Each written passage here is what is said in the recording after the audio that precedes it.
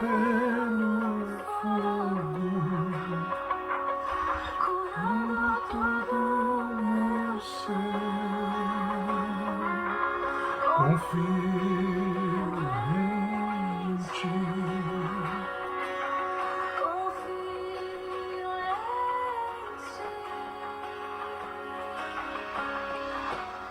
Creio que tu és a cura. Bom dia. Bom dia, bom dia, bom dia, bom dia. Bom dia, Big. Bom dia, Luiz Henrique. Bom dia, tia Hilton. Bom dia, minha sogra querida, Cirlei Cunha de Siqueira. Bom dia, povo querido. Graça e paz do Senhor Jesus. Eu creio que Jesus é a cura. E nós precisamos dele.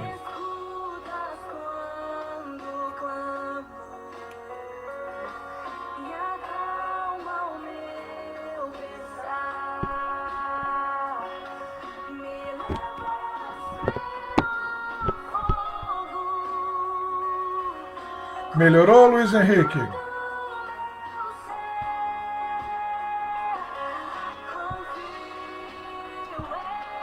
Nós estamos ao vivo nesta manhã pelo Facebook e pelo Instagram.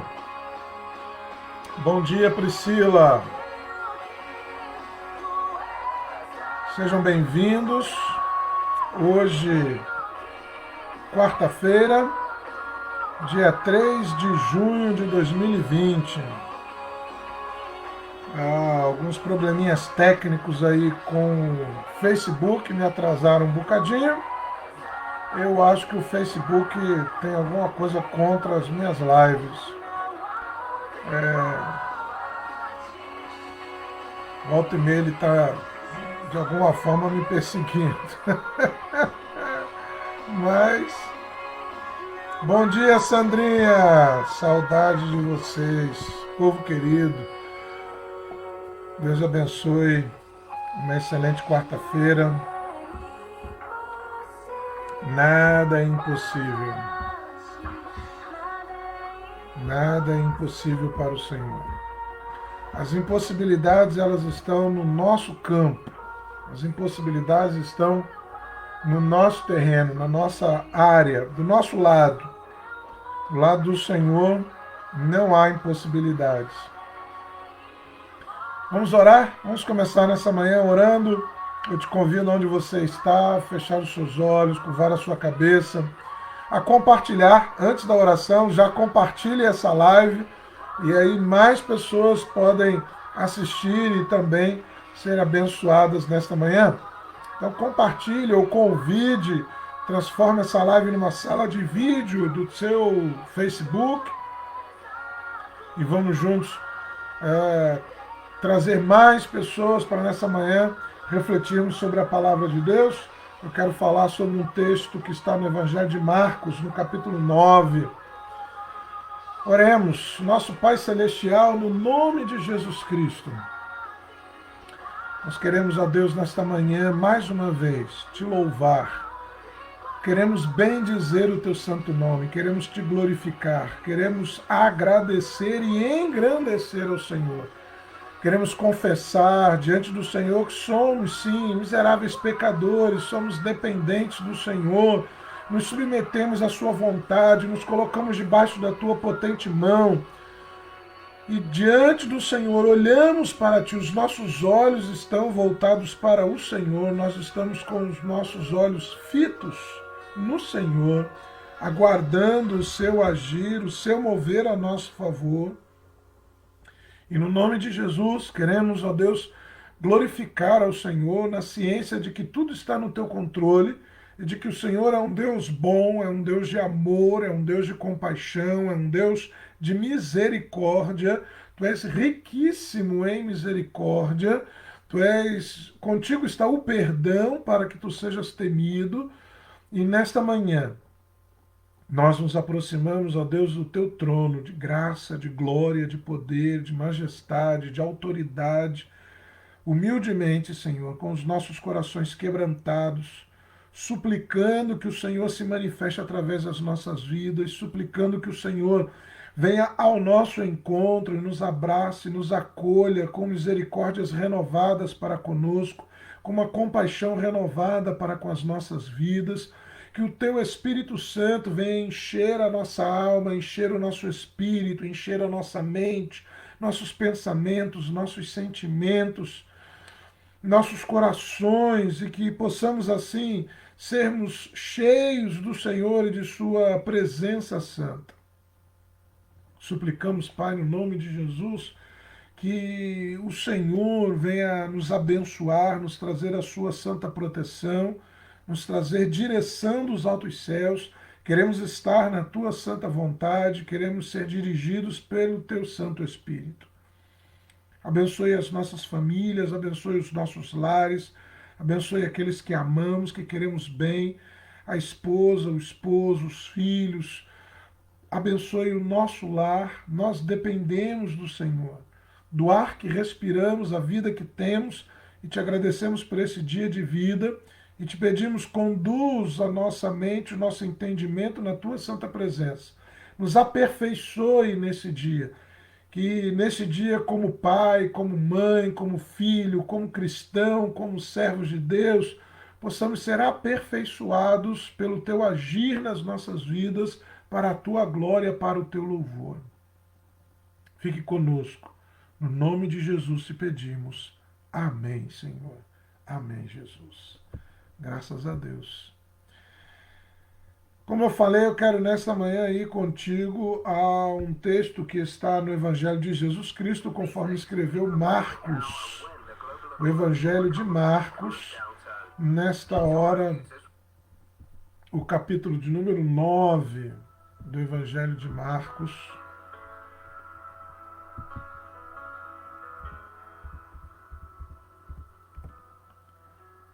Marcos, o capítulo 9, a partir do verso de número 42. Amém? Aí onde você está, se você puder, abra sua Bíblia ou acesse ela com o celular, enfim, mas eu te convido a observarmos esse texto. Evangelho de Marcos, capítulo 9, a partir do verso 42, eu leio, na minha versão diz assim: E quem fizer tropeçar a um destes pequeninos crentes, melhor lhe fora que se lhe pendurasse ao pescoço uma grande pedra de moinho e fosse lançado no mar. E se a tua mão te faz tropeçar, corta-a, pois é melhor entrares maneta na vida do que, tendo as duas mãos, ires para o inferno, para o fogo inextinguível, onde não lhes morre o verme, nem o fogo se apaga. E se o teu pé te faz tropeçar, corta-o. É melhor entrares na vida aleijado do que, tendo os dois pés, seres lançado no inferno, onde não lhes morre o verme, nem o fogo se apaga. E se um dos teus olhos te faz tropeçar, arranca-o. É melhor entrares no reino de Deus com um olho só, do que, tendo os dois, seres lançados no inferno, onde não lhes morre o verme, nem o fogo se apaga. Porque cada um será salgado com fogo. Bom é o sal, mas se o sal vier a tornar-se insípido, como lhe restaurar o sabor? Tende sal em vós mesmos e paz uns para com os outros. Texto do Evangelho de Jesus Cristo, conforme nos conta Marcos, no capítulo 9, do verso 42 em diante. Cada evangelho, você sabe, foi escrito dirigido a um povo específico. O Evangelho de Mateus, ele foi escrito com a intenção de evangelizar os judeus. Por isso, por exemplo, no Evangelho de Mateus você vai encontrar inúmeras referências ao Antigo Testamento, inúmeras referências a palavras dos profetas do Antigo Testamento. Mateus, em muitos momentos, chama referências aos profetas do Antigo Testamento. O Evangelho de Marcos foi escrito com a intenção de evangelizar os romanos, o povo romano. Por isso, no Evangelho de Marcos, Jesus aparece como um homem muito atuante, muito trabalhador, um empreendedor. Jesus é um homem muito prático, muito direto, muito objetivo e muito trabalhador. É alguém, no Evangelho de Marcos, retratado como um empreendedor mesmo, uma pessoa que se dedica muito a trabalhar, a se empenhar. O Evangelho de Lucas é escrito para os gregos, a intenção era evangelizar os gregos. Por isso, Lucas, um médico, usa de muitos recursos da língua grega e usa de história, usa de conceitos e contextos sociológicos, filosóficos, porque a intenção era evangelizar os gregos. E o Evangelho de João foi escrito na intenção já de rebater heresias que começavam a surgir no meio da igreja. O último evangelho a ser escrito, já por volta do ano 90, entre o ano 90 e 95 da era cristã, e ele tem a intenção de combater heresias que já surgiam no meio da igreja a respeito da pessoa de Jesus. Por isso ele é um evangelho excelente na visão de evangelizar. Se você quiser usar o melhor evangelho para evangelizar alguém, é o Evangelho de João, porque ele apresenta Jesus como um homem perfeito e como Deus encarnado neste homem perfeito. E ali a intenção era justamente combater heresias que já surgiam a respeito de Jesus. Marcos mostra esse Jesus empreendedor, ativo, prático, objetivo, dinâmico, trabalhador. E aqui, neste capítulo, Jesus não foge a essa regra. As palavras de Jesus, aqui em Marcos, capítulo 9, a partir do verso 42, são muito diretas, muito objetivas, quando elas se referem à nossa vida cristã e à nossa relação com Jesus. É bem claro Jesus dizendo então o seguinte: olha, se a sua mão te escandalizar, ou seja, se a sua mão te leva a pecar, se a sua mão afasta você de Deus, se a sua mão você tem uma mãozinha, antigamente, né, tinha um hinozinho que dizia: cuidado, mãozinha, no que pega, né? Cuidado, mãozinha, no que pega, cuidado, boquinha, no que fala, cuidado, boquinha, no que fala. Jesus está olhando. Cuidado, olhinho, no que olha. É justamente esse sentido da coisa. Nós vivemos num mundo e vivemos numa sociedade que exterioriza valores mundanos a todo tempo. Você liga a televisão e os anúncios, os comerciais, eles valorizam o tempo todo que você tenha, que você possua. A própria mídia, embora nós nos utilizamos dela, e a mídia é boa, ter uma expressão midiática é algo bom, é algo legal. Nós estamos nos comunicando agora graças à internet e usando uma via que é o Facebook e o Instagram. São meios, mecanismos de nos comunicarmos, de transmitirmos uma mensagem. Então a televisão, a internet, o Facebook, o Instagram, o WhatsApp, eles não são endemoniados, eles não são demoníacos, mas o mau uso deles pode sim atrapalhar a nossa vida. O mau uso da internet pode sim atrapalhar a nossa vida cristã, a nossa relação com Deus. Então, o que é importante é não nos deixar comprar pela expressão midiática e pelos valores desta sociedade.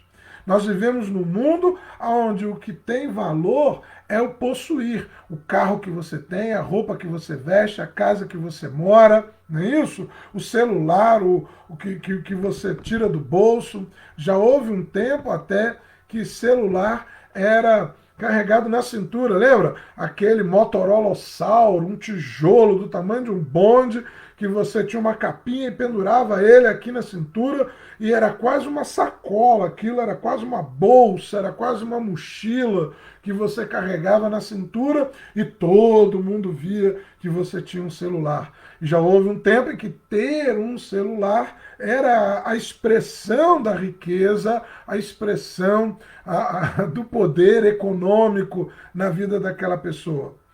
Nós vivemos numa sociedade cujos valores são valores transitórios, são valores efêmeros, são valores que acabam, são valores que morrem, são valores que são trocados. Imagine hoje você com um Motorola na cintura. Que coisa horrível! Aquilo que era um valor inestimável há poucos anos, hoje é o inverso. Mostra que você está velho, arcaico, anacrônico, não serve mais. Então, os valores deste mundo são passageiros, são efêmeros. Eles podem ser algo hoje muito importantes, muito relevantes, mas amanhã eles não valem mais nada. Serão substituídos por novos equipamentos, novos valores, novos entendimentos, novas compreensões. E Jesus chama a atenção aqui para o que realmente é valor, que são os valores eternos de Deus. E ele chama a atenção de uma forma talvez até agressiva. E ele diz: olha, se a sua mão te escandalizar, se a sua mão te faz pecar, se a tua mão leva você para o mau caminho, corta ela fora. É melhor você entrar na eternidade maneta do que ter nas duas mãos e você perder a eternidade. E aí ele fala do pé e ele fala dos olhos, né? Não quer dizer que nós vamos colocar isso na prática. Por favor, em nome de Jesus, não se mutile e nem faça de forma alguma nenhum mal ao seu corpo físico, ok? Por gentileza. Infelizmente, muitas pessoas já compreenderam mal esse texto ao longo da história e realmente se mutilaram. E realmente se prejudicaram fisicamente. E houve, inclusive, um período na história da igreja onde as pessoas, entendendo que o pecado estava fora do corpo, começaram a se refugiar no alto de montanhas, em mosteiros, em monastérios. Foi um período da igreja chamado monasticismo. E as pessoas achavam que se escondendo no alto de uma montanha, dentro de um castelo, dentro de um mosteiro, elas estavam a salvo dos perigos do pecado, das tentações pecaminosas. Bom, elas não entendiam que o pecado estava dentro delas e não fora delas. O pecado está dentro de nós e não fora da gente. Na verdade, eu não tenho que cortar a minha mão ou cortar o meu pé e nem arrancar fora o meu olho. Eu tenho que trabalhar dentro de mim e fazer uma circuncisão do meu coração, para que aquilo que está dentro de mim não domine o meu eu. Jesus, respondendo aos fariseus que questionavam por que os discípulos não lavavam as mãos, não lavavam os pratos, não lavavam os copos, Jesus diz: o que contamina o homem não é o que entra no homem, mas o que sai do homem. Porque o que sai do coração do homem, aí sim, isto é algo terrível, isto é algo que provoca morte. Os homicídios, os adultérios, os roubos, assassinatos, tudo isso sai de dentro do homem, sai de dentro do seu coração. E nós precisamos criar uma escala de valores que, claro, vivemos no mundo, a gente precisa comer, vestir, calçar, ter um carro é algo muito bom. Nós ainda não conseguimos comprar um carro aqui em Portugal.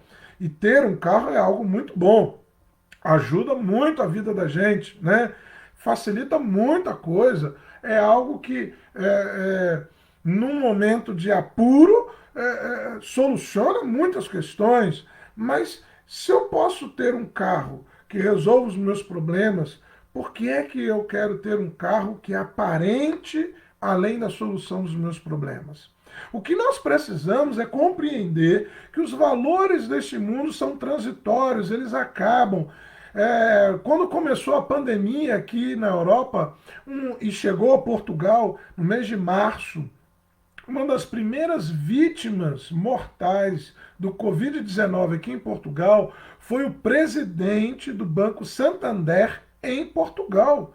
Perceba isso, não era uma pessoa pobre, não estamos falando de alguém com recursos limitados, não estamos falando de alguém de classe média, nós estamos falando do presidente do Banco Santander em Portugal.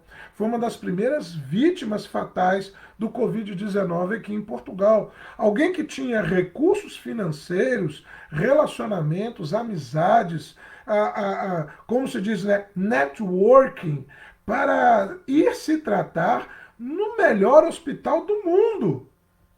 Nada lhe faltava, mas faltou.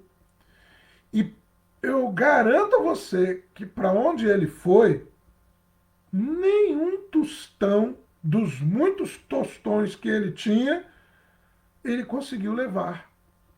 Sem dúvida, seus ternos, seus carros, suas mansões eram muito boas e confortáveis, mas nenhuma destas coisas conseguiu garantir para ele um minuto a mais nessa terra, ou, pior ainda, conseguiu garantir para ele a segurança da eternidade. Então, quando Jesus diz que é melhor a gente entrar na eternidade sem uma mão, sem um pé, sem um olho, ele está dizendo que os valores da eternidade são muito melhores e muito superiores aos valores transitórios dessa vida.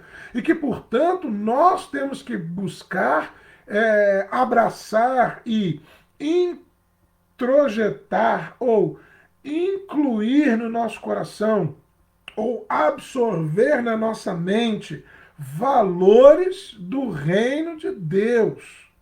Um dos maiores males que pôde acontecer nessas últimas décadas foi justamente a entrada de valores econômicos liberais dentro do evangelho, o que acabou criando o que muita gente chama de teologia da prosperidade, eu chamo de doutrina da prosperidade, mas enfim, no fundo, são valores ligados ao consumismo, ao capitalismo desenfreado, ao mundanismo que entraram no evangelho. E Jesus e o cristianismo passaram a ser como que um objeto, um liquidificador, uma batedeira. Eu preciso saber como Jesus funciona para mim. Como que Jesus funciona na minha vida? Eu quero saber como que o cristianismo, como que Deus, como que Jesus, como que o Espírito Santo funciona para mim. Funciona para me dar um bom emprego, funciona para me dar vitória. Vitória passou a significar apenas coisas boas, quando a vitória de Jesus foi conquistada na cruz e não foi conquistada no alto do Monte da Transfiguração. A vitória de Jesus, ela não aconteceu no alto do Monte da Transfiguração, com aquela beleza esplêndida da glória celestial que deixou Pedro, Tiago e João estupefatos.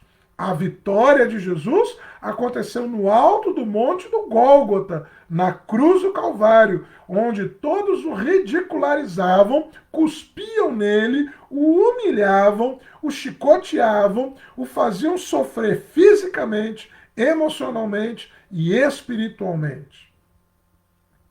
Mas a expressão vitória, bênção, passou a ser ligada apenas a coisas boas, agradáveis, felizes para as nossas vidas. Ou seja, o evangelho e o cristianismo se tornou algo a serviço do bem-estar do homem.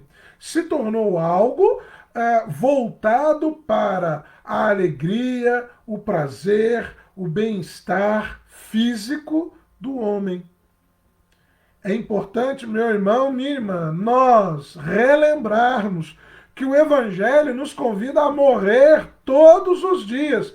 Quem quer vir após mim, diz Jesus, negue-se a si mesmo, tome todos os dias a sua cruz e então venha me seguir. Os seguidores de Jesus são assemelhados a sementes. E como sementes, diz o Evangelho, a semente, se não morrer, não pode produzir frutos. Mas se morrer, produz muitos frutos. Essa morte não é a morte física. Esta morte é a morte do nosso eu, justamente das nossas vontades, dos nossos agrados, dos nossos mimos, dos nossos quereres, das nossas boas vontades. É essa morte que está se referindo em relação à semente. Se estas coisas morrerem, então seremos capazes de dar muito fruto para o reino de Deus. É muito interessante relembrarmos e percebermos nessa palavra de Marcos, capítulo 9, a partir do verso 42, que Jesus nos chama a arrancar de nós mesmos aquilo, qualquer coisa que possa, da mínima forma, nos desviar da vontade de Deus para as nossas vidas, nos afastar do plano de Deus para as nossas vidas, nos impedir ou criar a menor sombra de dificuldade para desfrutarmos da eternidade com o Senhor nos céus. Nos 3 exemplos que ele dá, a mão, os olhos, os pés, ele diz, olha, é melhor você perder isso do que você, tendo isto, ser lançado no inferno, ou seja, estar separado eternamente de Deus, da glória celestial. Percebe que o que Jesus está, na verdade, valorizando é a eternidade. E para ganhar a eternidade, embora a salvação seja pela graça, a salvação não é pelas obras, não é esforço nosso, mas da nossa parte, ela também exige o comprometimento do nosso aperfeiçoamento cristão diário. Da nossa parte, a salvação, ela também vem requerer diariamente a percepção do nosso esforço em crescer na graça, no conhecimento, crescer na comunhão, no abandono, na renúncia de posturas que nós sabemos serem erradas diante de Deus. Paulo, em uma das suas cartas, vai dizer aquele que roubava não roube mais, não é? Aquele que tinha uma postura errada não tenha mais, aquele que é maledicente, que fala mal dos outros, para de falar, aquele que é fofoqueiro, para de fofocar, aquele que olha com um olhar cobiçoso, pare de olhar, e assim por diante. Comece a acertar o seu caminho, o seu passo, a sua vida. Queridos, esse é o Evangelho de Jesus. Jesus disse que no mundo teríamos aflições, mas nos recomendou ter bom ânimo.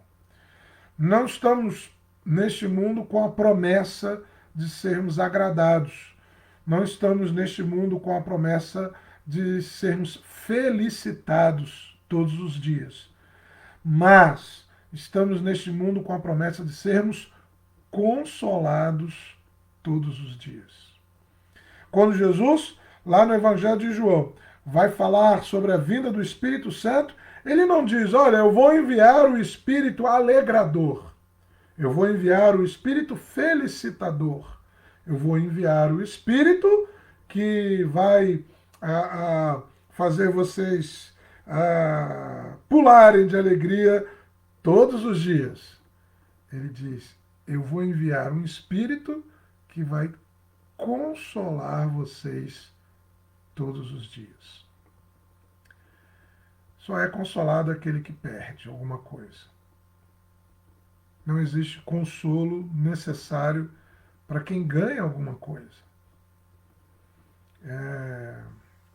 Esses dias nós fomos num supermercado aqui fazer compra e era um mercado grande, a gente já podia andar um pouquinho mais distante, então fomos um pouco mais distante a um supermercado um pouco maior.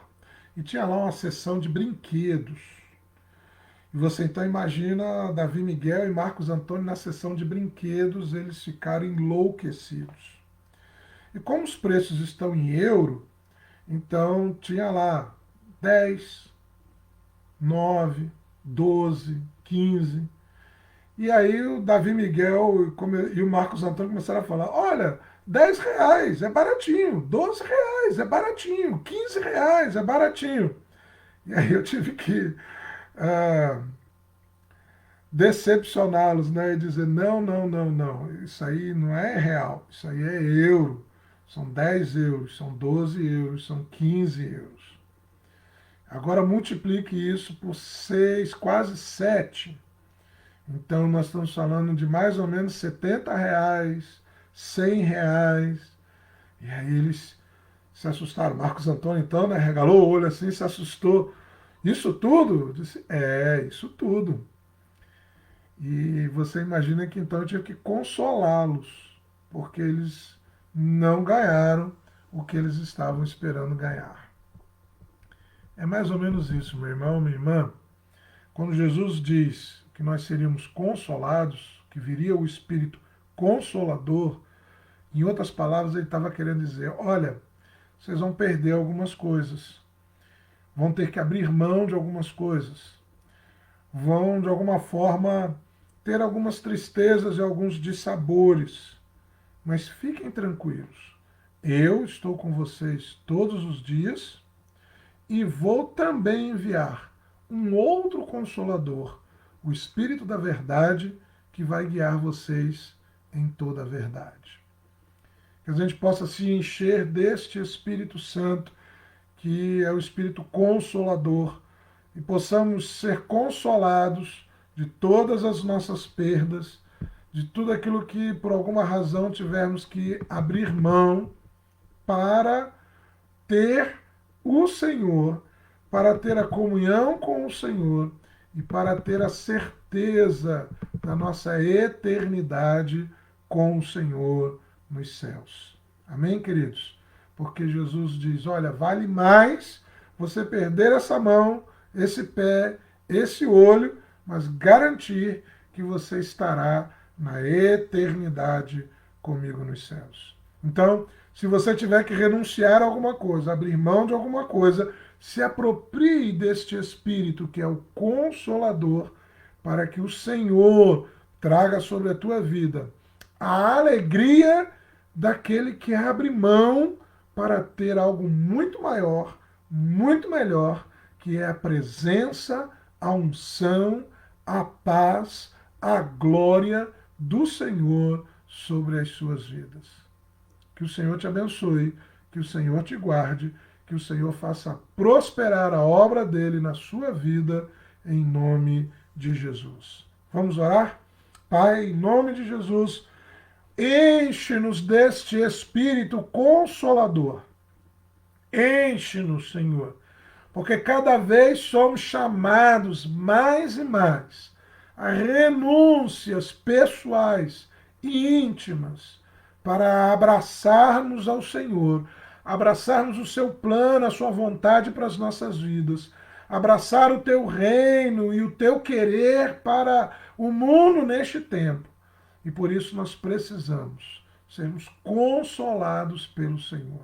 Enche-nos, Espírito Consolador, enche as nossas vidas, enche as nossas mentes, enche os nossos sentimentos, enche os nossos pensamentos, enche nossos corações, enche-nos da tua santa presença, Espírito Santo de Deus, Espírito Consolador, enche as nossas vidas da tua santa presença e opera em nós um aperfeiçoamento tal que sejamos dignos de estarmos na presença do Senhor, de sermos servos do Senhor neste tempo, de sermos usados pelo Senhor nesta época, para esta geração, neste tempo de hoje que o Senhor está trabalhando na humanidade.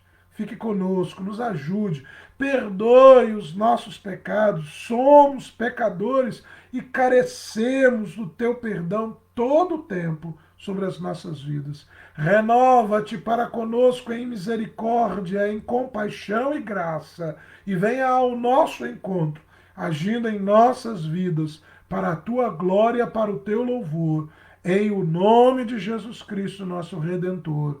Amém, Senhor. Amém, Jesus. Graças a Deus. Amém, querido? Que Deus te abençoe, que o Senhor te guarde, que o Senhor faça sobre a sua vida resplandecer o seu rosto, te dê paz e te dê um dia abençoado na presença do Senhor. Beijo do gordo. Amanhã, 7h30 da manhã, estamos aqui novamente orando e compartilhando uma reflexão na palavra do Senhor e aguardamos você.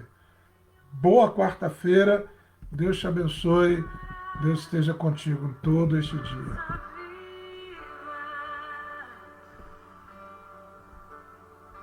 Tua presença